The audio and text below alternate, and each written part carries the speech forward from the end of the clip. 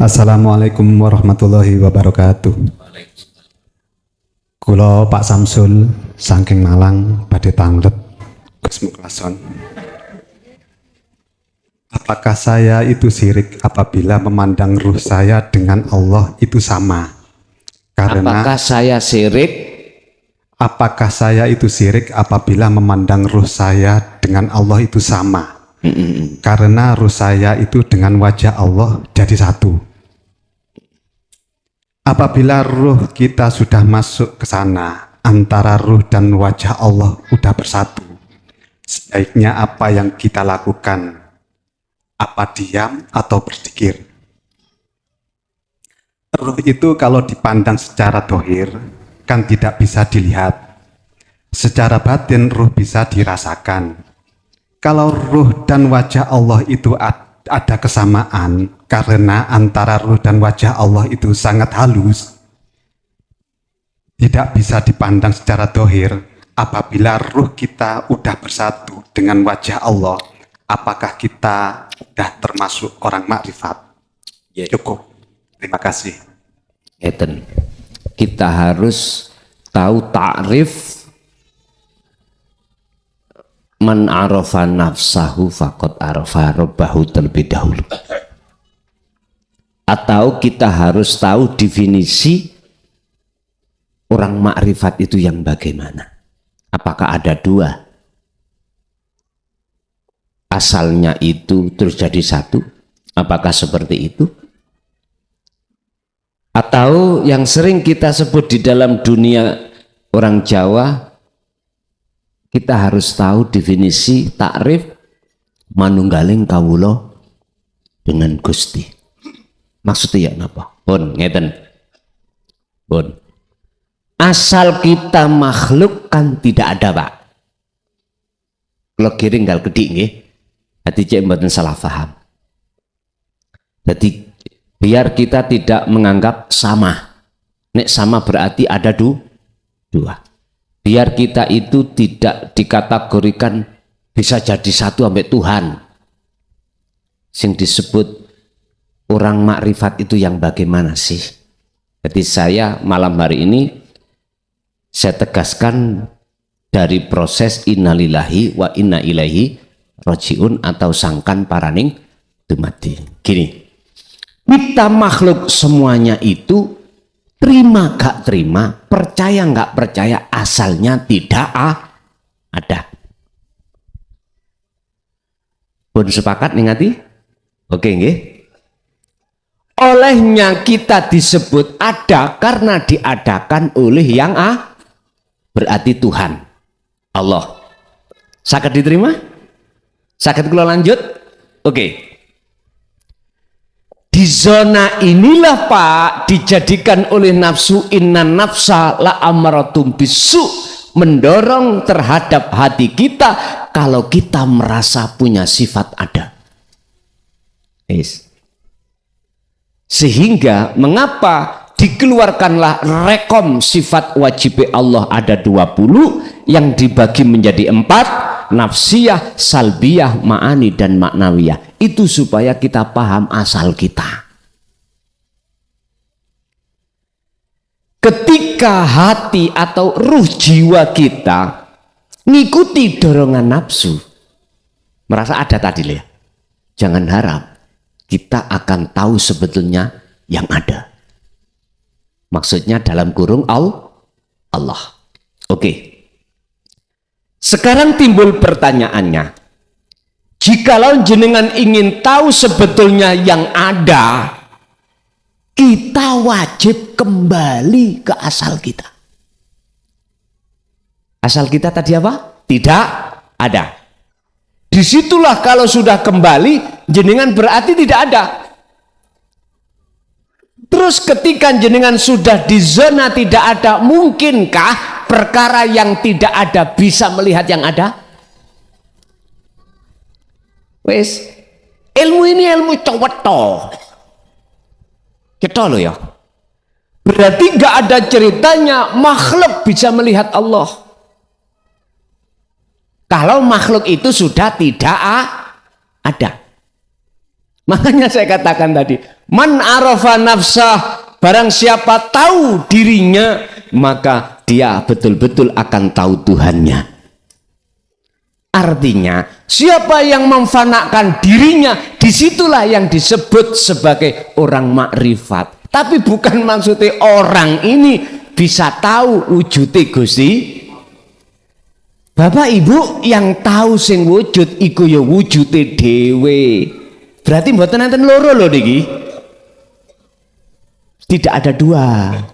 Dikatakan makrifat itu adalah yang melihat dan yang dilihat itu pelakunya tunggal. Itulah yang dimaksud Rasulullah dalam surah Al-Kahfi ayat 110, ilahukum ilahu wahid. Ada di situ. Tuhanmu dan Tuhanku itu adalah Tuhan yang tunggal. Karepe niki nek dijabarno masuk onang ngene ketunggalan. Akhirnya diterjemahkan wong Jawa manunggalin kawula Gusti. Bukan si hamba ini bisa tunggal kepada urip itu ora. Fanae kita sebagai makhluk, disitulah nyatanya yang ada. Lo ngoten niki, paham ya? Kalau kita itu masih mengatakan sama dengan Allah, ya jelas musyrik lah Pak. Buka di dalam surat Al-Anbiya ayat 27. Kalau nggak salah 29. Itu Allah katakan gini, jikalau kau ngaku-ngaku Tuhan, musyrik. Artinya apa? Ketika saat hati jenengan belum terjadi ketiadaan diri kita sebagai makhluk, kok ngaku aku Allah, jelas itu musyrik.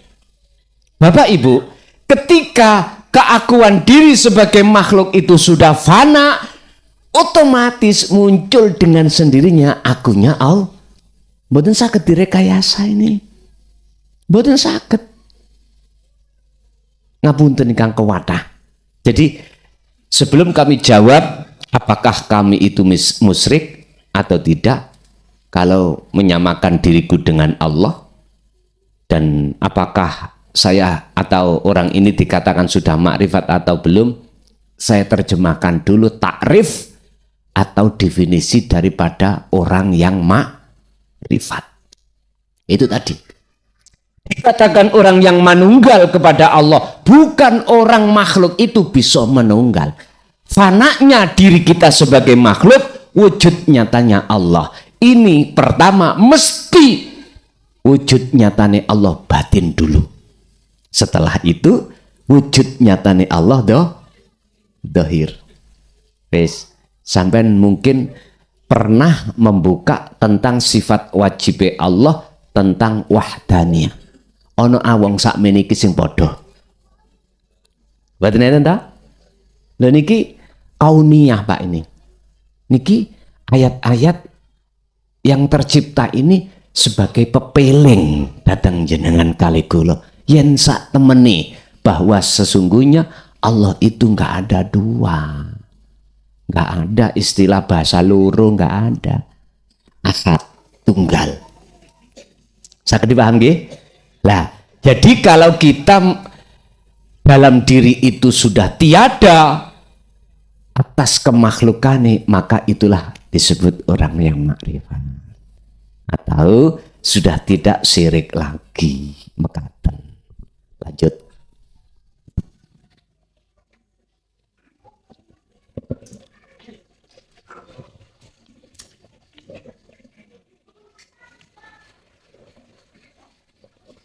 Assalamualaikum warahmatullahi wabarakatuh. Waalaikumsalam warahmatullahi wabarakatuh. Saya ingin menanyakan tentang mimpi saya, Gus. Jadi beberapa waktu yang lalu itu saya bermimpi. Kalau diceritakan itu seperti kisahnya Nabi Muhammad pertama kali menerima wahyu. Cuman bedanya itu saya tidak di gua, melainkan di tempat yang kosong itu tak ada apa-apa. Dan ayat yang diterima itu bukan Iqra, tetapi wujudahu wa may yajadhu gitu, Gus. Nah, pas saya bangun itu saya cross check gitu. Nahu sorofnya itu pakai Wujudahu apa? wa may yajadhu gitu. Wamai Yajadhu. Pas bangun saya cek nahu sorofnya pakai AI itu bukan wa may yajadhu Gus, tapi wa may yajidhu. Apakah nahu sorofnya itu emang benar seperti itu?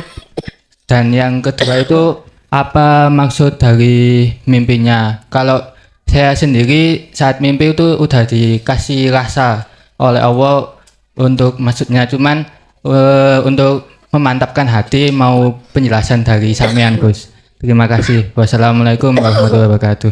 Waalaikumsalam warahmatullahi wabarakatuh. Mengapa pertama kali wahyu yang Allah berikan terhadap Kanjeng Nabi iku bahasa Iqra? Itu kan kata perintah.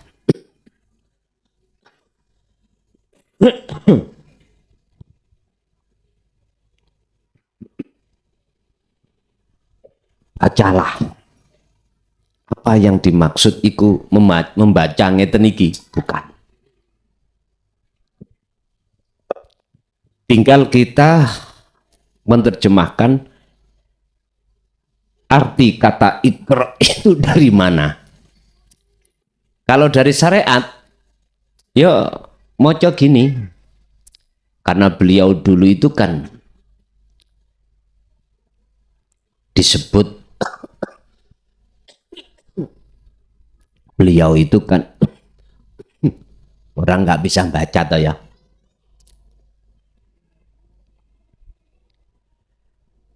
Tapi yang dimaksud Iqra itu bacalah, itu belajarlah. Wocon ayat-ayat alam iki. Tafakuro maksudnya tafakur.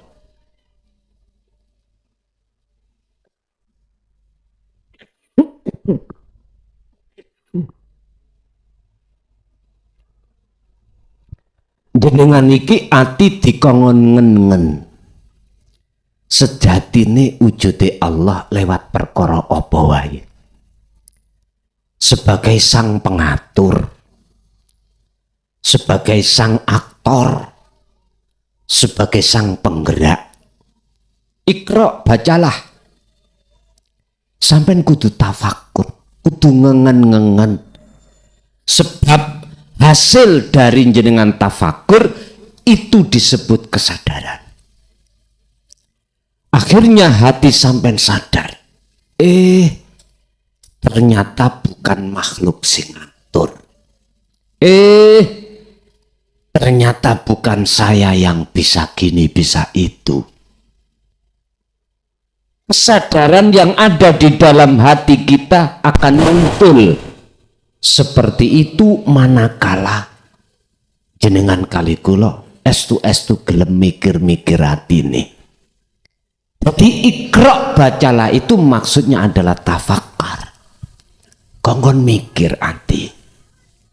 Kongkon moco kabeh ayat-ayat baik yang tertulis maupun tercipta.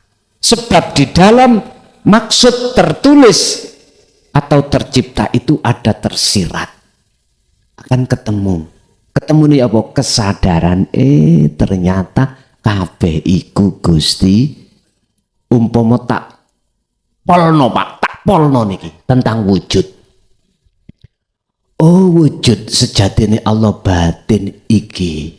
Oh, sejatine wujud dohir Allah ya iki.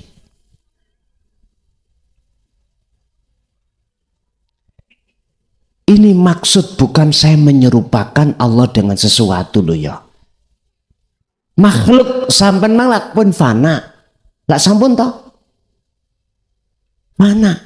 Nek wis hilang, baru sampai akan nyoto wujud kang sejati baik secara lahir maupun batin. Dasar ini Al-Hadid ayat 3. Gusti Allah dawuh huwal awwalu wal akhiru wadz-dzahiru wal batin. Tinggal jenengan menerjemahkan ayat itu ke arah mana. Kalau ke arah syariat, nggih ngapunten. Mentok-mentokon jenengan akan menghasilkan gini. Iman. Namun iman belum takwa.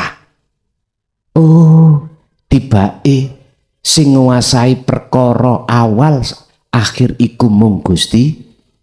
Oh, tibake sing nguasai dohir batin iku mung Gusti. Cuman yang sampean dapatkan iman, takwani belum.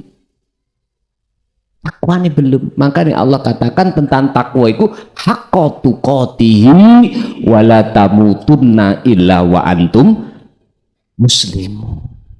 Janganlah kau meninggal jikalau dirimu belum betul-betul takwa. Sebab kalau belum takwa, kita tidak akan pernah mengalami kematian itu muslim dulu, mboten saged. Apa sih muslim di sini? Sing tak masuk muslim itu kan subjeknya, isim fa'ilnya, Islam agamane. Sing dimaksud agama Islam itu sing ya apa? Yang bagaimana yang Allah katakan inna dina indallahil Islam, sesungguhnya agama yang diridhoi di sisi Allah adalah Islam. Islam adalah aslama yusallimu taslim. Jadi wong sing atine wis pasrah niki Pak. Wong nek wis pasrah dikatakan sak temene pasrah, otomatis wong iku wis eruh sapa sing pasrahi, wis ketemu. Lha ngoten niki. Makanya dalam Az-Zumar Allah katakan wa anibu ila rabbikum wa aslimu lahu. Islammu akan benar kalau kau sudah ketemu Tuhanmu. Loh ngoten lho. Makanya bahasanya wa anibu, temui dulu. Kembalilah kau pada Rabbmu, Tuhanmu. Setelah itu wa aslimu, baru kau akan bisa pasrah. Enggak pasrah ya awak dhewe, Islam ya awak dhewe durung bener. Ya tak pasrah ya mung nang lesan mawon. Ya Allah, pun pasrah dateng jenengan. Tetanduran napa niki pari apa jare jenengan? Wis bondo teko biaya tenaga teko. Lah kok Pak dipangan werek. Mburine mek ngeten. Sing mangan iku sapa? Wereng dadine. Lah ngoten nggih. Wis nawesu awak dhewe ambek wereng. Yang namanya wa aslimu lahu, pasrah kita, tawakal kita pada Allah, mana pembuktian? Enggak ada. Siapapun kita pasti seperti itu Pak. Kecuali jenengan iki sudah bertemu Allah terlebih dahulu, dikatakan bertemu Allah wa aslimu baru benar.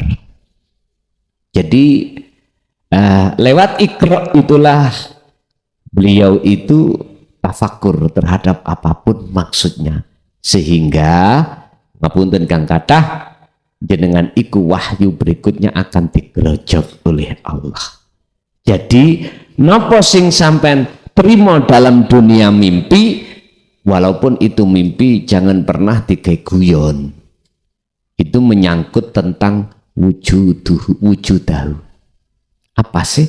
Lewat tafakur itulah jenengan akan mengerti, buahnya jenengan itu akan tahu wujud sejatine Allah. Intine mek ngeten jenengan wau. Jenengan diparingi signal oleh Allah sudah benar lewat makalah tersebut, lewat jenengan tafakur terhadap Allah itulah akan bertemu sapa sih sebetulnya yang disebut Allah selama ini. Yang Rasulullah mengatakan ilahukum ilahu wahid. Siapa sih Tuhan yang Maha Esa yang sebetulnya ini? Kalau ini sudah jenengan temukan Islam sampean bener gini sing disebut inna dina indallahil Islam. Indallah bukan indanas. Di situ ayatnya adalah indallah, di mata Allah, bukan di mata manusia. Kalau kita bicara di mata manusia yang dimaksud Islam, ya niki Pak sing ngono KTP niko. Ya. Islam jenengan wayahe nindakke perintah ya ditindakke, larangan ditinggalke. Ini monggo menungso. Tapi monggo Allah, Islam itu yang mana? Pasrah itu. Berangkatnya Islam monggo menungso, ya Islam monggo Gusti Gusti Allah. Terserah jenengan. Wis aku monggo menungso ora Islam. Wah, aku wis diarani gak duwe agama. Monggo sak penake. Sing penting atiku tafakur terus. Lu monggo. Jenengan meraih Islam monggo Gusti Allah. Sak kersa niku kabeh ku urusan panjenengan masing-masing. Wis tahlilan ora, tibaan ya ora, wis opo ae aturan-aturan Islam wis moh. Islam monggo menungso lho ya. Ya poso ya ora, sembarang ya monggo iku hak jenengan. Enggak melarang. Tapi yo jek disalahno sing enggak sama dengan jenengan. Sing taat Islam monggo menungso, ya taat monggo Gusti Allah. Wis padha ayam ini. Aku yakin nek jenengan iku betul-betul Islam monggo Allah sudah tahu. Sampai tidak akan mudah menyalahkan orang lain, sekalipun orang lain itu agama monggo menungso enggak sama mekaten. Tasik wonten. Assalamualaikum warahmatullahi wabarakatuh. Gus badhe tanglet terkait apa ketika sudah belajar ilmu tauhid niku kan betul-betul diajarkan keikhlasan mulai dari teorinya hingga ke prakteknya. Sementara di dalam Al-Qur'an niku wonten ayat man jaa bil hasanati falahu asyru amsalihha. Siapa yang melakukan satu kebaikan maka akan dibalas 10 kebaikan. Itu yang dipahami secara letterlek ngoten nggih. Sementara kalau kita masih di syariat dulu, ayat ini adalah menjadi satu-satunya salah satu motivasi kita melakukan kebaikan. Untuk di hakikatnya maksudnya itu bagaimana dan kenapa kok 10 ngoten Gus? Sementara kalau melakukan satu kejelekan itu dibalas hanya 1, fala yujza illa mislaha, menawi mboten lepat ngoten ayatnya. Niku. Terus yang kedua Gus, kapan hari ngoten saya pernah bermimpi di jalan menuju sungai di kampung saya itu tiba-tiba saya itu bertemu ada babi yang mau mendekat seperti itu. Kemudian di tencelake kados barongan ngoten lho Gus. Lah di situ itu saya langsung dengan tangan kiri saya itu mengucapkan salamun qaulam mir rabbir rahim ngoten. Itu terus hewan itu lenyap tidak ada. Dan saat mengucapkan itu saya merasa di dalam mimpi saya tadi itu saya juga mempraktekkan sirul asror niku. Yang kedua, yang berikutnya datang lagi anjing agak kecil ngoten. Terus saya dengan tangan kiri saya lagi mengucapkan salamun qaulam mir rabbir rahim, terus niku hewannya tadi itu tidak ada. Nah, niku mimpi itu tadi maksudnya nopo ngoten Gus. Kedua kali saya mengatakan salamun qaulam mir rabbir rahim tadi juga dengan rasa mempraktekkan zikir sirul asror niku. Ngoten mawon, matur suwun atas penjelasanipun. Akhirul kalam, wassalamualaikum warahmatullahi wabarakatuh. Waalaikumsalam warahmatullahi wabarakatuh.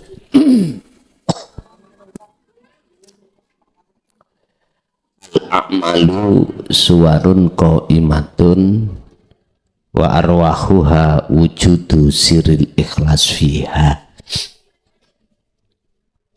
Satu kebaikan diberikan balasan 10. Satu kejelekan dibalas oleh Allah juga satu keburukan. Istilah angka 10 itu bahasa miturut Quran itu diartikan berlipat-lipat. Terus perbuatan hasanah atau yang bagus yang bagaimana yang dimaksud? Ada pembalasan 10 kali lipat. Ini berkenaan dengan salah satu makalah beliau juga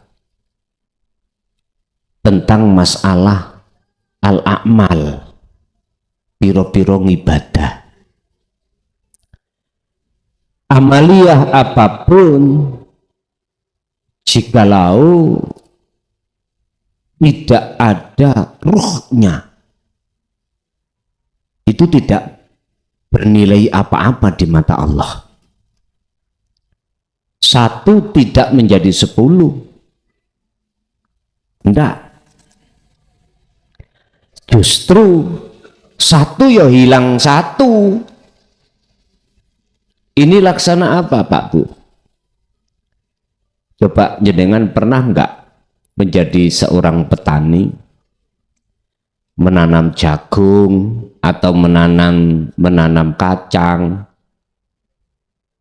biji yang kita taruh itu 1, tapi hasilnya berlipat-lipat.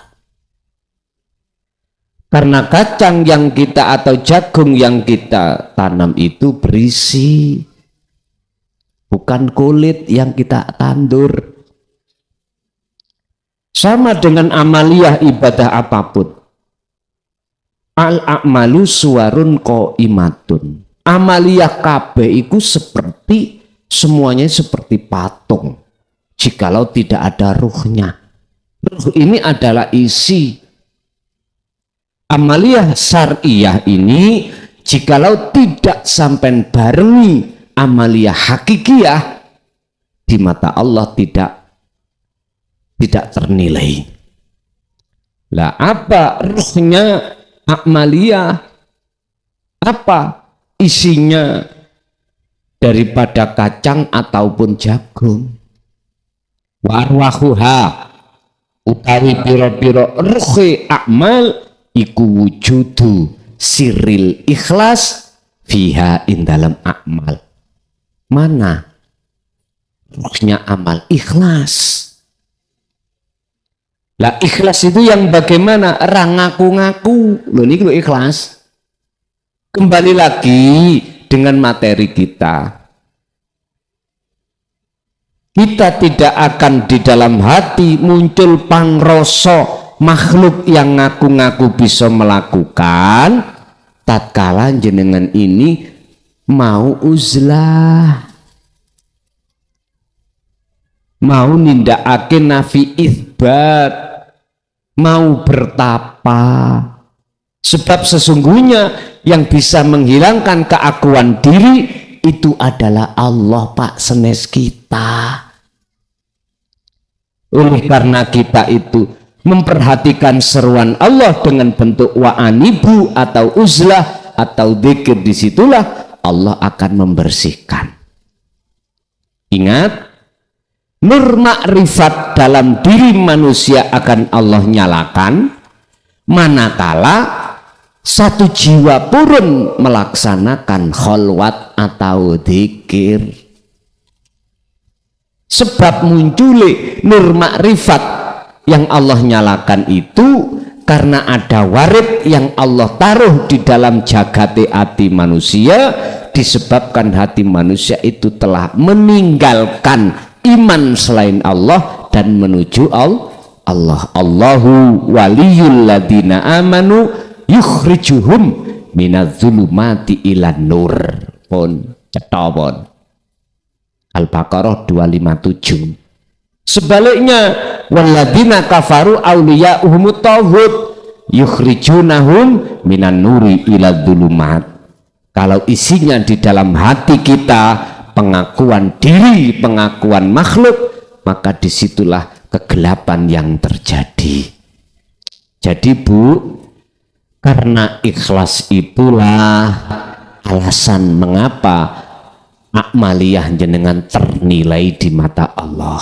Berarti kebalikan, amaliyah apapun, baik ibadah murni atau tidak murni, tatkala tidak dijatuhkan isi yang berupa ikhlas, tidak ternilai. Makanya 1 balasannya 1. Ya wis, ora oleh apa-apa ampean. Bon, itu yang pertama. Yang kedua terkait dunia mimpi. Kita ditemukan babi ataupun anjing. Ketika saat saya mengucapkan ayat salamun qaulam mir rabbir rahim, di situ jadi netral. Niki surat nopo, Pak? Surat Yasin to niki. Apa maksud di dalam salamun qaulam mir rabbir rahim? Qaulan apakah ucapan? Bukan, Pak. Nek secara lugat memang ucapan. Tapi itu asal-asalnya adalah perbuatan. Perbuatan yang terjadi pada diri ruhania. Apa? Ikhlas. Ikhlas. Karena ikhlas meniadakan seluruh makhluk itulah sehingga perkara yang tadinya galak, buas, enggak ada kok. Akhirnya tidak membahayakan babi atau anjing terhadap jenengan. Lah apa hubungannya ikhlas dengan dzikir sirul asrar? Sak paket sudah. Ikhlas ya sirul asrar ya ikhlas. Makanya tidak ada satu amaliyah apapun yang menjadikan Imam Ghazali mendapatkan rahmat, mohon maaf, hanya gara-gara sepele, karena membiarkan lalat meminum mangsi beliau. Dosa-dosa yang dilakukan oleh 21 wanita nakal ya toh, selama hidupnya hanya gara-gara memberikan minum seekor anjing. Mengapa dia dapat rahmat? Lah sepele toh, Pak ya? Sepele. Ternyata karena ikhlas. Ikhlas. Berarti ikhlas niki ya makrifat. Ikhlas niki sudah lepas dari dunia tauhid, dunia apa? Dunia selain Allah sudah nggak ada sudah. Ikhlas iku yo gampang, yo susah. Tergantung kita. Gampang buat siapa, sulit buat siapa. Ini akan sulit bagi kita tatkala di dalam diri kita jagatnya hati masih kedorong oleh nafsu lewat sifat basariyah, ngaku-ngaku wah sawurit pol. Makanya mohon maaf, pernah Rasulullah itu ngetes terhadap para sahabat. Siapa di antara sahabat yang bisa sholat khusyuk, saya kasih serban hijau. Itu ayat. Itu merupakan pelajaran. Tapi bukan berarti sahabat nggak iso, boten. Mumpun diterjemahkan langsung, boten sakit Sayyidina Ali itu. Enggak, Pak. Jangan kesusu, boro-boro langsung diterjemahkan seperti itu. Kalau jenengan terjemahkan seperti itu, sahabatnya nggak bisa, apalagi kita, lagi itu toh. Akhirnya jatuhnya pelemahan. Ngapunten ingkang kathah. Terus apa maksud daripada Kanjeng Nabi dawuh, aku iki padha mbek awakmu lah. Terus lagi, mengapa Allah menghendaki pada hambanya yang dikehendaki iku memakai bahasa nakiroh umum lah. Bahkan ada hadis juga yang mengatakan Sayyidina Ali ketika sholat bisa khusyuk, tondone ketika saat panah yang menancap pada suku beliau dicabut. Lah di situ. Jadi kalau boleh saya katakan, siapapun kita, status apapun kita, alimo koyo opo dalam hal dunia kitab, dalam hal dunia hadis, dalam hal dunia Quran, jikalau belum hatinya ada ikhlas, nggak bisa, Pak.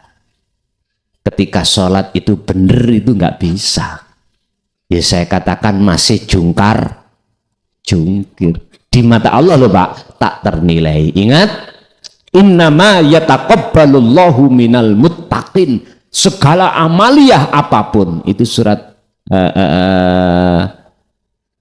mbuh napa kula supe niku mengkisahkan putrane Nabiullah Adam, Qabil dan Habil. Maidah, surat Maidah. Sesungguhnya amal ibadah yang diterima Allah hanyalah amal ibadah yang berdasarkan takwa. Wis titik. Artinya yang dilandasi hati itu ikhlas. Itulah takwa, Pak. Kalau tidak, di mata Allah tak ternilai, nggak ternilai. Sekarang sampai timbul pertanyaan, iya tah, tak gitu toh? Nanti jawabannya sampai mati yo, gue lah ngerti. Baru di situ, Pak. Ingat, saya tidak ada unsur paksaan untuk mengimankan terhadapnya dengan wajib iman, enggak. Saya bersifat menyampaikan aja. Urusan keputusan kita masing-masing. Tapi secara hablum nas, apa yang muncul dari mulut saya pertanggungjawabkan dunia dan akhirat secara syariatnya. Secara hakikatnya yang bisa bertanggung jawab adalah Allah mekaten. Jadi artinya niku Bu, dengan iki tetap dikongkon terus membawa hati itu tentang ikhlas mekaten. Ibu meleh, monggo. Assalamualaikum warahmatullahi wabarakatuh. Ini Gus, saya mau bertanya di luar tema. Saya mengikuti kajian Gus selama kurang lebih 1,5 tahun. Pada awal-awalnya saya sering merasa seakan-akan berada di alam, di mana alam itu serasa saya gak ada siapa-siapa, yang ada saya sendiri, dan serasa saya kayak lupa gitu, nggak ingat apa-apa. Kemudian saya saking seringnya saya kayak diperlihatkan satu kuburan, dan di dalamnya kuburan ya, yang di dalamnya pun saya tahu itu kayak jenazah yang sudah dibalut dengan kain kafan, seakan-akan itu menunjukkan itu adalah kuburan kamu. Dan sampai sekarang ini kuburan satu itu seakan-akan nggak bisa hilang. Kemudian setiap hari seiring waktu berjalan, seakan-akan saya ibadah murni dan tidak murni saya seakan-akan melihat tunggal dalam diri saya, dan kadang kekosongan. Dan saya juga diperlihatkan hari kiamat, seakan-akan itu angin yang sangat kencang, hujan yang sangat lebat disertai dengan petir, seakan-akan itu kayak mencekam, menakutkan sekali. Kemudian yang saya pertanyakan, pertama, apa maksud Allah menunjukkan kuburan satu, melihat tunggal pada diri saya, dan memperlihatkan hari kiamat?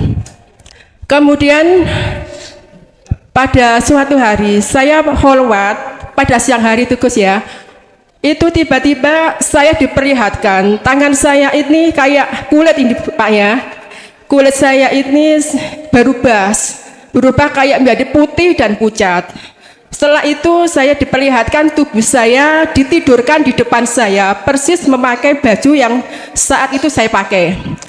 Kemudian setelah itu saya sholat asar, setelah membaca syahadat, terus hati saya berkata, di dalam nafasmu ada Allah yang tunggal. Kemudian besok malamnya, pada waktu saya tidur malam, saya bermimpi seakan-akan saya ini diantar ke kuburan itu Gus. Kemudian sampai di kuburan, saya melihat yang ngantar saya itu suami dan adik saya, dan jenazah saya yang sudah dibungkus kain kafan itu sudah ditaruh di atas di tanah, seakan-akan sudah siap dimasukkan ke lihat kubur. Kemudian yang mau ngubur saya itu, saya melihat dia berkata, ini yang mati mau saya kubur, tapi yang mati ini masih hidup. Seakan-akan dia bingung, ini maisanya saya kasih nama siapa gitu. Kemudian itu yang di kuburan itu serasa suasananya sangat ramai sekali, dan ada yang mengantar makanan untuk yang di kuburan. Kemudian jeda waktu beberapa hari, saya diperlihatkan api neraka yang sangat panas sekali, dan seakan-akan itu ditujukan kepada orang yang menolak ilmu tauhid ini, dan orang-orang yang dikunci mati hatinya oleh Allah. Terus saya nangis itu nggak kuat melihat api neraka yang sangat luas itu, dan saya seakan-akan bingung kenapa saya diperlihatkan hal-hal yang seperti ini, padahal saya ini juga nggak ngerti apa-apa itu Gus. Seakan-akan itu kayak benar, kayak nyata menurut ainul basiroh saya. Mohon penjelasan dari Gus, kurang lebihnya saya mohon maaf dan akhiri Assalamualaikum warahmatullahi wabarakatuh. Untuk pertanyaan yang kedua Gus ya, saya lupa. Apa maksud Allah menunjukkan itu kematian saya menurut mimpi dan memperlihatkan api neraka itu Gus? Saya ini kadang-kadang ya takut kok sampai diperlihatkan seperti itu. Terima kasih. Assalamualaikum warahmatullahi wabarakatuh. Waalaikumsalam warahmatullahi wabarakatuh. Kula saiki tak takon jenengan. Kula sampean takoni dua perkara, sampean tak takoni satu perkara. Pada saat itu ati sampean keweden mboten? Takut enggak? Iya. Lah itu memang awal-awalnya saya digitukan Gus. Nggih, Saya nggih, gitu pun. gimana kaget ya Pun seperti jawabannya itu. mau situk mawon gitu. Iya, oke, sampun Bu. Sekarang saya urai dulu terkait masalah kuburan tadi. Sebetulnya ngalam dunia ini alam kubur, ngubur jiwa kita, membatasi kita, membelenggu kita terhadap Allah. Allah terangkan hal ini di dalam surat Ibrahim ayat 3, wa yasudduna an sabilillah. Kita dipaksa oleh nafsu di dalam dunia ini biar kita itu mencintainya. Berarti mencintai alam dunia. Sebab barang siapa yang sudah jatuhnya cinta terhadapnya, maka kita terkubur. Akhirnya dikatakan jiwa yang mati di situ, bukan jiwa yang hidup, atau dikatakan hati yang mati itu di situ. Kalau jenengan ini dipaksa oleh nafsu terhadap alam dunia untuk bercinta, nggak bisa. Wa yasudduna an sabilillah. Jalan lain yang dilakukan oleh nafsu terhadap dunia ini, jenengan tatkala diberikan petunjuk oleh Allah atas kebenarannya itu, jenengan pasti dihalang-halangi. Nafsu selalu menghalang-halangi kita ketika saat hati ini untuk ingat pada Allah. Berbagai macam cara nafsu, beribu-ribu cara nafsu untuk mempengaruhi di situ. Jikalau ini masih tetap nggak bisa, terakhir akan membuat kita wayabghunaha iwaja, membengkokkan arah tujuan sampean. Kita sudah benar berjalan menuju di atas jalan Allah, tapi tengah jalan dibegal kita. Dengan dasar itulah akhirnya salah satu di antara makalah beliau nanti kita bahas, idfin wujudaka fi ardil khumul, pendemen sing jero keakuan wujud iro di dalam bumi kefanaan, bumi kesunyian. Berarti kembali kepada materi kita tadi.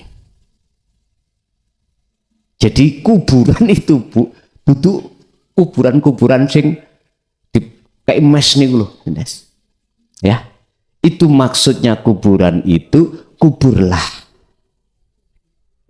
keakuan wujud kita sebagai makhluk di dalam bumi humul, bumi kesunyian dengan cara nafi isbat tadi. Yes. Berbagai macam cerita sing panjang tersebut sehingga Allah menampakkan lewat dunia mimpi terkait masalah neraka, terkait masalah mengapa? Ma maksudullah ilaiha, apa maksudnya Allah menampakkan hal seperti ini? Pertama, yang paling mendasar adalah untuk mengetuk kesadaran hati sampean bahwasanya tidak ada yang bisa memberikan satu manfaat atau mudarat kecuali datangnya dari Allah. La haula wala quwata illa, intine sampean dikongkon lekas bali sadurunge dikubur miturut sarengat. Sebab ngeten Pak, ketika kita bicara alam kubur mesti sak paket dengan alam barzah lagi dah. Ternyata apa sih barzah itu? Dinding tebal. Kita, jiwa kita di dunia terdinding oleh perkara selain Allah yang disebut dunia. Berarti sepanjang kita itu terhijab oleh sesuatu selain Allah, berarti kita telah ada di alam barzah. Barang siapa ketika di dunia alam barzahnya sudah roboh, terus dia mati secara syar'i, sayaquluna alladziina qalu udkhuluha bisalamin aminin. Malaikat itu gak takon marobuka bos, tapi malaikat iku dawuh ngeten, kat Gusti Allah sing ngengken dawuh ngene nang ngene para kekasihku, napa dawuhe? Udkhuluha bisalamin aminin. Selamat datang, tempatmu sudah kusiapkan, aman, perjalananmu aman, mulia sampean Bu lah aman. Masalahnya apa kok aman? Dalane cetha mripate mboten wuta. Tutuk omah wis sampeanku. Si coba sampean meremo. Dalan yo ora ketok, mlaku drudak-druduk. Wis ayo padha-padha tulung pitulungan. Kabeh mripate wuta tuntun-tuntunono. Jawabane bisa nyampe rumah? Ora iso. Logikane kados mekaten lah. Lah akhirnya Rasulullah lewat hadisnya mengatakan bagi hamba yang bisa menjawab pitakoni malaikat marobuka mungkar nakir turune kaya kemanten. Lah bahagia ta niku? Bahagia. Jadi maksud Allah menampakkan kejadian itu dari sisi manfaatnya sampai biar sadar, ya, biar sadar bahwasanya besok sebelum kita ngalami hal seperti itu sekarang sudah siap-siap. Makanya Allah lewat surat Qasas ayat 77 kan dawuh wabtaghi fima ataqallahu darul akhirah. Ning dunya iki mlebu nang alam akhirat dulu. Raihlah fima ing dalam opo ataka kang wis nganugrahke ka ing sira sapa Allahu Gusti Allah. Pundi sing dianugrahne? Darul ringkese cung atau le atau nduk wis lekaso mlebu ning alam akhirat. Tapi walatan sanasi baka minat dunya. Ngalam dunya iku ya aja kok tinggalno bagiamu. Lho ngoten lho. Jenengan ngadah garwa ya ramuten garwamu, aja kok cuekno. Duwe anak kewajiban nang anak ya apa didik jenengan dan lain sebagainya. Tapi di sela-sela itu masuklah jiwamu ke alam akhirat, otomatis harus keluar dari kuburan nih. Ikilah namanya berbangkit. Lagu ini berbangkit. Mungkin Ibu satu kali lagi ada, monggo.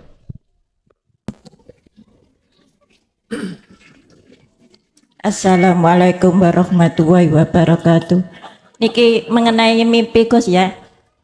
Saya diperjalankan seperti mencari tempat gitu loh Gus ya, tapi nggak ketemu-ketemu.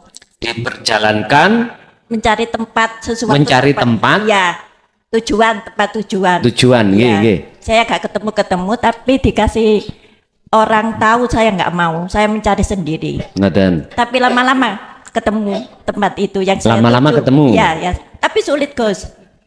Sulit mencarinya itu Gus. Tapi lama-lama ketemu. Nggih. Gimana itu Gus Ngoten maksudnya? nggih. Ya. Makasih. Assalamualaikum. Waalaikumsalam warahmatullahi wabarakatuh.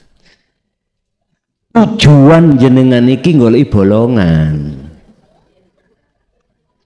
Lho nggih. Bolongan nuju nang ngone asal kita urip. Nyun sewu Pak. Wis kita bicara zaman sebelum 2014. Bagaimana para masyayikh kita sebagai guru akhirat itu ketika menyampaikan tentang sistem cara dengan mudah sangkan paraning dumadi atau innalillahi wa inna ilaihi dengan bahasa isyarat. Sulit kita terjemahkan, Pak. Bu, estu niki bapak-bapak yang dulunya pernah ngalami, dibikin bingung kita, bikin penasaran. Kalau nggak salah, nggih nyun sewu, kula contohno kula dhewe tahun 80, kula teng Malang Blembing, Mbah Hayi mungkin anak sing eling ya. Ciliwung ya. Saya cuman membawa pertanyaan, Mbah piye carane nang Gusti Allah kanthi cepet? Jawabane mung sitok. Mlaku wong ulun ojo tolah. Si coba ngen-ngeno sampean. Rokok nontek sak pres sak mboten ketemu. Padahal sederhana, nafi isbat. Tinggal nang keakuanmu, baru akan muncul dalam hatimu keakuannya Allah. Tapi mengapa pada saat itu tidak disampaikan seperti itu? Karena zaman, Bu, ya. Karena zaman di mana beliau-beliau itu sangat hati-hatinya. Sehingga ngeramut namanya, mohon maaf, kalimat itu aja masih memakai bahasa isyarat, dan itu pun di dalam forum yang sangat khusus. Boten semacam ini digelar umumnya teniki. Nah sekarang sudah tidak memakai bahasa isyarat, laksana susu wis kari ngombe wis gak melok ngingoni weduse sapine, itu mboten melok. Wis tidak ikut meras, tidak ikut menggodok, tinggal cangkem kita itu mangapo. Dan itu pun dijelaskan, diberikan secara umum, tidak secara khusus. Pawenak Pak sekarang Pak, ya Allah. Nek zaman tahun-tahun kula ngalami piyambak, gak usah ado-ado kula tahun 74, 75, 76 sampai tahun 80. Abah kula dhewe lho ngomongin gapleki. Saya katakan gapleki iku tadi isyarah hai. Son golek ana susuane angin. Ngurek wis ketemu wis iku jenenge makrifat. Pak gak ngelunduki pundi. Tidak diurai kanthi jelentreh. Saya mengatakan gapleki mergai bapakku dewi. Jadi sebetulnya sudah benar para beliau-beliau itu menyampaikan dengan bahasa isyarat dengan maksud supaya tidak timbul fitnah. Lah sekarang sudah digelar dengan belak-belakan, kok umat sih tetep ora mangap cangkeme, ora gelem mangan, ya wis kebacut dulur. Jadi maksudnya sulit mencari jalan itu pada saat itu Bapak Ibu, kita itu untuk mencari ayat surat Maryam 36, fa'budu hada siratum mustaqim, diisyarahno Mbah Buyut sampean kalih kula iku kaya dene rambut dipecah dadi itu. Bingung Pak, anggapane meni-meni. Padahal sekarang untuk mencari jalan yang benar mustaqim dan bertemu Allah, laksana rambut disigar jadi 7. Susah toh? Tapi untuk zaman sekarang dari ilmu sudah paham, mudah sekali. Laku wis digelar dengan carane dengan benar, jenengan tinggal ngelampai, akhirnya mboten angel.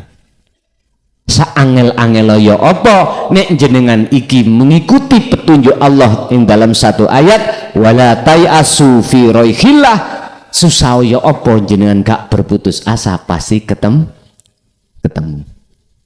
Lah memang Bu, susah bagi kita itu karena belum melewati. Kalau sudah dilewati bolongan tadi, dalan tadi, ya toh, akhirnya jenengan mudah.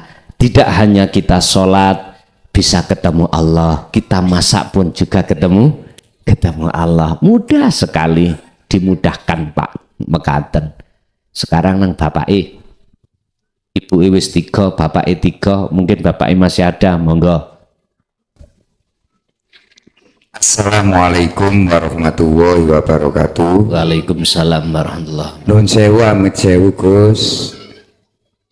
Terus Allah niku zat, sifat, asma af'al. Zat bagi Allah, sir bagi insan. Lajeng sifat bagi Allah, ruh bagi insan. Kemudian asma bagi Allah dan hati bagi insan. Yang terakhir af'al bagi Allah dan apa itu af'al bagi Allah, tubuh bagi insan. Yang saya tanyakan kepada Gus ingkang sampun Gus aturaken wau, af'al adalah penggaweane Gusti Allah piyambak, ngoten nggih? Artosipun ngeten Gus.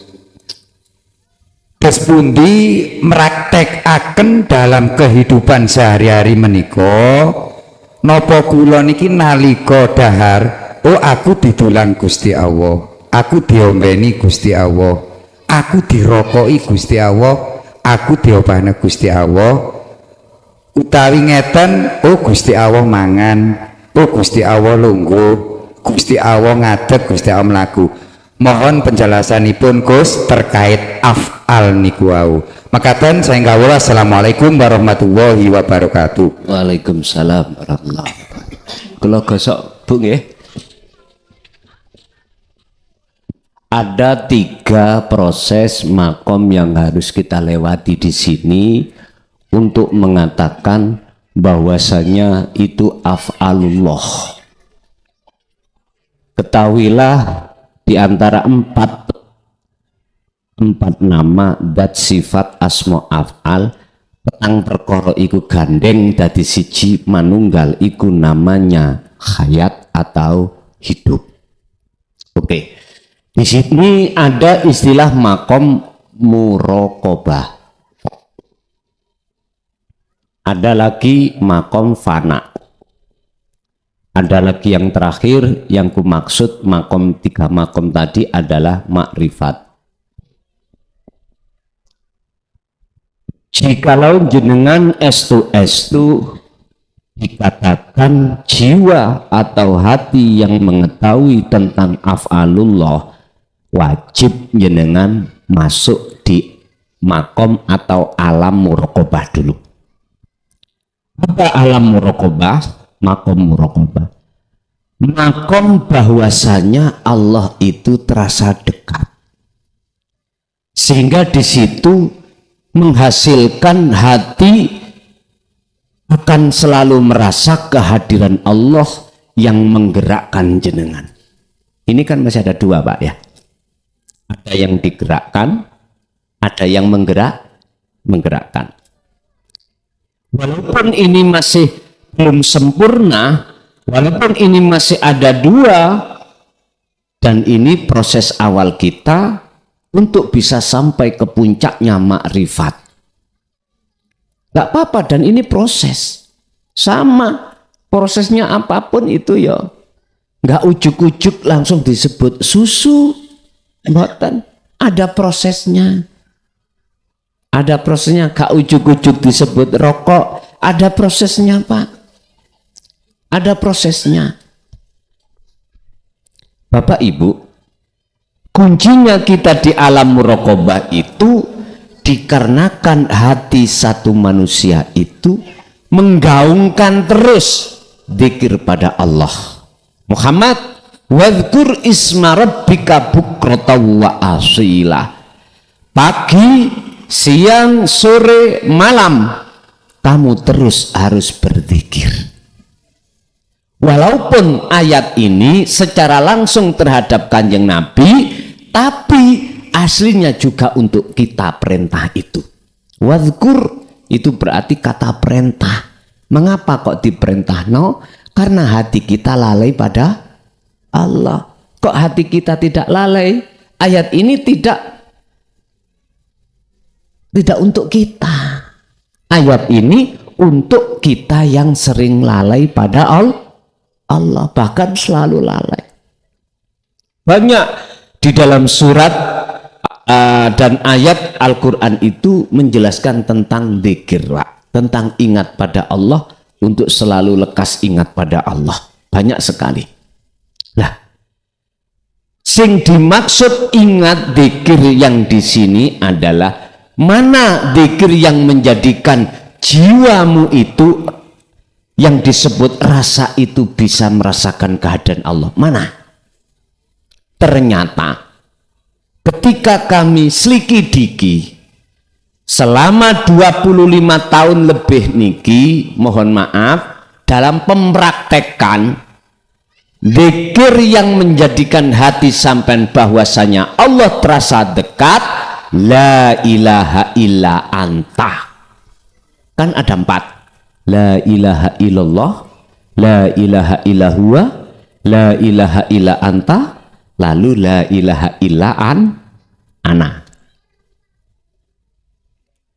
Bukan ikut diwoco dikiri la ilaha illa anta, bukan. Dibaca di lisan atau di hati, bukan. Ternyata inilah prakteknya fungsi su'aul basirah wa ainul basirah wa hakul basirah yang tergabung di dalam dzikir sirul asr. Ketika ini sudah jenengan istiqomahno di dalam setiap keadaan, barulah Allah akan memasukkan jenengan di alam fana. Apa alam fana? Alam di mana seluruh makhluk apapun ditiadakan dalam diri jenengan, termasuk diri kita. Artinya jenengan iki lho, ati iki lali sapa jenengan iki, ora ngerti. Jangankan istri, anak tidak lupa, dirinya sendiri juga lupa. Laksana jenengan tidur, laksana seperti itu. Jenengan tidur jenengan sudah tidak mengerti sampean. Tapi ketika jenengan tidur, walaupun mata terpejam, tapi jenengan bisa melihat apa-apa. Ayo sampean mimpi wau, tadi ketemu anjing, ketemu babi, ya dah? Ketemu jenengan iku alam neraka, alam siksa, lu padahal jenengan merem. Artinya napa? Wujud makhluk ning dunya iki, Pak, yang dikatakan wujudnya makhluk ditiadakan dalam hati sampean, akhirnya lupa sampean. Gini sing kula maksud jenengan ini gendeng, gini sing tak maksud jenengan gila pada Allah. Lah disitulah akhirnya sak langkah disebut alam makrifat pun. Jadi kita akan mengerti maksud af'alullah itu di situ. Prosesnya, caranya jenengan harus melalui muraqabah dulu. Oke, niki sampean gaungno terus, sampean istiqomahno terus, mungkin lah ngaliri seperti ini. Engko nek gak cocok ambek apa sing kula omong, nggih ngapunten. Pun dulangan taek cangkemku. Lho nggih. Pun karena memang petunjuknya seperti ini. Inilah prosesnya untuk jenengan iki jatuh dalam kalimat af'alullah.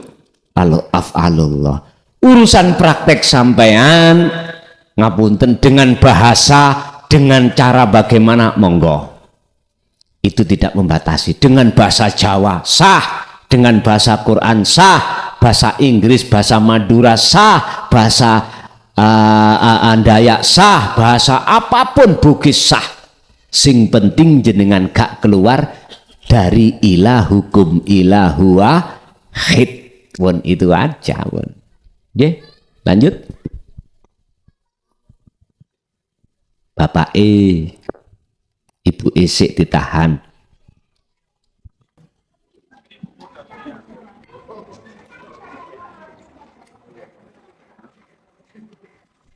Bapak Raine, Ibu ya iki. Kayu Ibu, tolong mic-nya diberikan pada Ibu yang bertanya.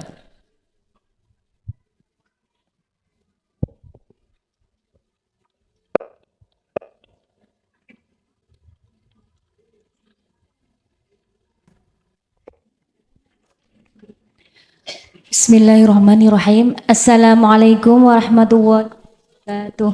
Waalaikumsalam warahmatullahi wabarakatuh. Kawula jamaah saking Jabung Pandansari Lor. Ngapunten Pak Yai, kula badhe tanglet. Kula tasik nembe baiat lewat YouTube tasik 1 minggu. Nggih. Terus wau dalu niku wonten kejadian ingkang napa nggih? Seakan pas badhe belajar kholwat kula jam 11 dalu menika terus wonten kejadian sing kula niku seakan-akan niku terbang. Mengoten wonten telinga kanan menika mireng suaranipun ngaos. Terus wonten telinga ingkang kiri menika wonten suaranipun ceramah. Sing kanan wau suara apa, Bu? Ngaos. Oh, Tiyang ngaos, ngaos ngaji. Nggih, ngaji Al-Qur'an menika.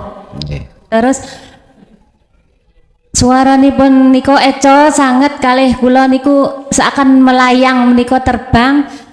Terus tapi kula mboten keadaan tilem, kula sadar kula terusaken mawon soalnya kula sadar tasik nembe belajar menika. Sing kiri wau. Sing kiri wau tiang ceramah. Tiang nggih suaranipun kados panjenengan. Nggih pengaosan nggih. Nggih. Manten ngaten sing kula badhe kula tangletaken kok terakhir menika kula kaget. Kula pas melayang menika badhe napa jatuh teng yuga kula menika terus kula mandek. Terus kok teng sing tiang ceramah menika ngomong ngeten. Ya iki rungokno kupingmu. Kok aku orang lakoni temenan. Ya gak iso ngomong ngene ngoten. Nggih, sampun ngoten mawon kang kula badhe tangletaken napa artosipun anu menika. Ngoten. Kawula akhiri, wassalamualaikum warahmatullahi wabarakatuh. Waalaikumsalam warahmatullahi wabarakatuh. Pak, Bu, tolong kula niki tidak hanya untuk umat Islam saja loh ya. Ya. Perlu diingat, saya ini bukan hanya untuk umat Islam saja. Saya untuk semuanya. Saya juga untuk siapapun yang disebut sebagai makhluk. Jikalau suatu saat saya ini diperintahkan Allah memberikan tentang ilmu ketuhanan di tengah-tengah orang selain agama Islam, jenengan empun duweni ati jrenggih.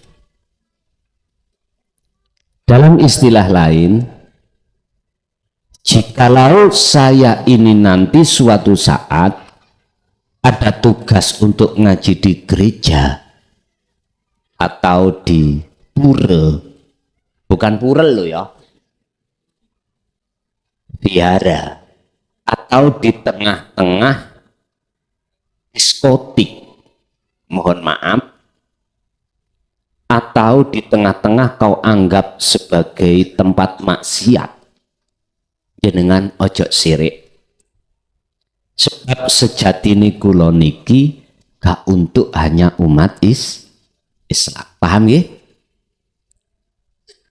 Atau wis pokok intine memperjalankan kemanakah saya dalam rangka mengemban tugas ini sebetulnya untuk siapapun, ya. Enggak terus sampai ngene, lho saiki wonge ana gereja. Iku agamane apa sih? Wes. Tapi aku yakin ketika hati sampean iki estu mengikuti petunjuk apa yang menjadikan ajaran tauhid ini, aku yakin los. Paham ya? Los. Dan tolong juga Bukan perkaranya kami membatasi pengajian ini karena kula niki duweni ati mangkel apa ya nang jenengan boten sing asale 1 bulan menjadi 4 bulan 1 kali di wilayah Malang. Ndak, ketahuilah alasan sudah kula ungkap, kula tuturno saya masih dalam tugas untuk menulis kitab yang ini untuk anak cucu kita besok. Sebab YouTube besok aku yakin suatu saat dihancurkan Allah. Jikalau sudah tertuang di dalam kitab, maka anak putu kita nanti akan bisa belajar. Di situ loh maksudnya. Paham nggih? Bon. Dari pertanyaan ibu, ketika kholwat sadar nggak sadar itu merasa ruhnya terbang. Inilah Pak Bu sing kula maksud proses mi'raj panjenengan, bukan Isra, mi'raj. Kalau Isra perjalanan dunia syariatnya mean. Bahkan Kanjeng Nabi dikatakan Isra adalah perjalanan dari Masjidil Haram ke Masjidil Aqsa, dari masjid ke masjid di dunia. Tapi ketika dikatakan Mi'raj, beliau dimulai dari Masjidil Aqsa sampai terbang ke Sidratul. Iki artinya apa? Asline iki sing ya apa sih? Ngoten lho. Terus kejadiannya itu apakah hanya berlaku pada baginda Rasul aja? Jawabannya, minta jawaban dari syariat apa hakikat? Kalau minta dari syariat, hal ini terjadi hanya terhadap baginda Rasul, sehingga dikatakan maksum itu di situ. Tapi kalau kami ambil jawaban ini dari sisi ruhaniyah atau hakikat, siapapun Anda yang dikehendaki Allah. Sebab ayat pertama sing kula buka di dalam surat Al-Isra. Al-Isra itu adalah Allah memakai bahasa kinaroh, nakiroh, umum. Subhanalladzi asra bi ngabdihi. Nek cara wong kula ngabdihi bi abdihi, hamba Pak Bu. Bukan langsung bi Muhammad ibni Abdillah, ndak.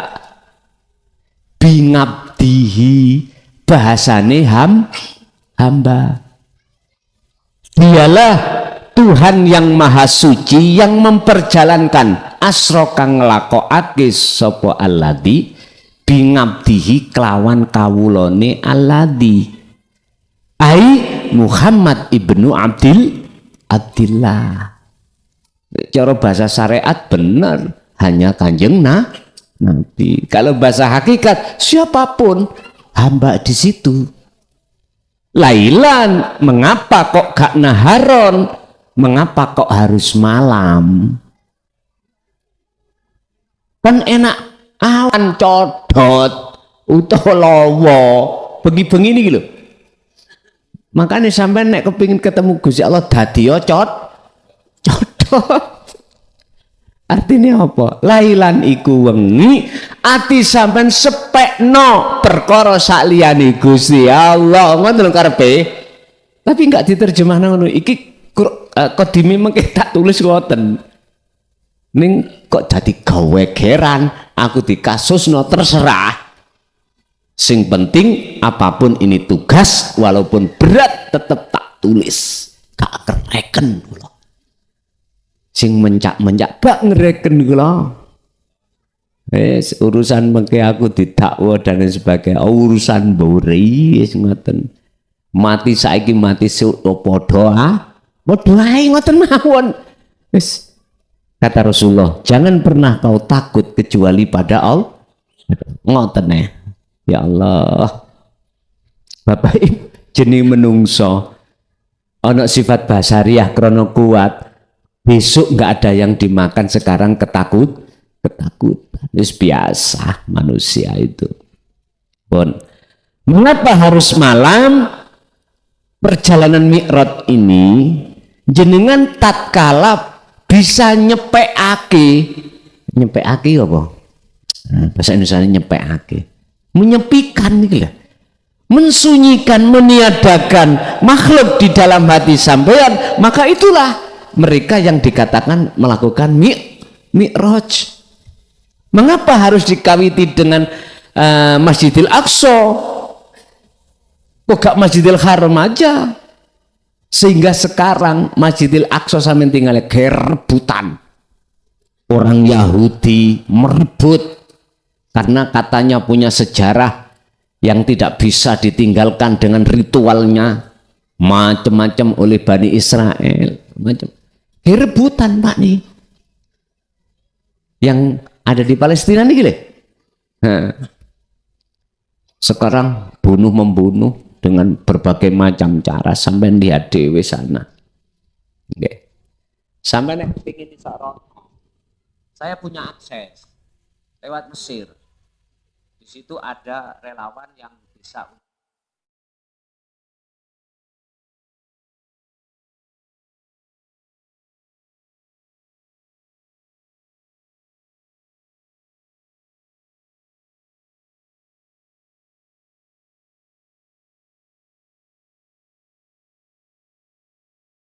Hamas dan Fatah mereka. Tapi yo pamito bojomu. Pamito Dek, aku siap mati. Ngoten. Pun. Bapak Ibu wis iku urusane kuno, sing penting jenengan saiki hakikate mawon ya. Jadi hakikate ya napa? Mengapa harus tinggalkan alam dunia? Itu kan beliau dibawa buruk toh. Terbang sampai melewati alam-alam Latifah pitu itu kalau kami sebut nggih sab langit pitu akhirnya sampai Sidratul Muntaha. Sidratul Muntaha itu kesadaran mutlak, kesadaran penuh dalam hati sampean kalau sampean iku la maujudan, kecuali sing maujud itu hanyalah yaitu Sidratul Muntaha. Paham nggih? Lah proses-proses untuk sampai di situ dibutuhkanlah namanya ritual yang kami sebut sebagai kholwat.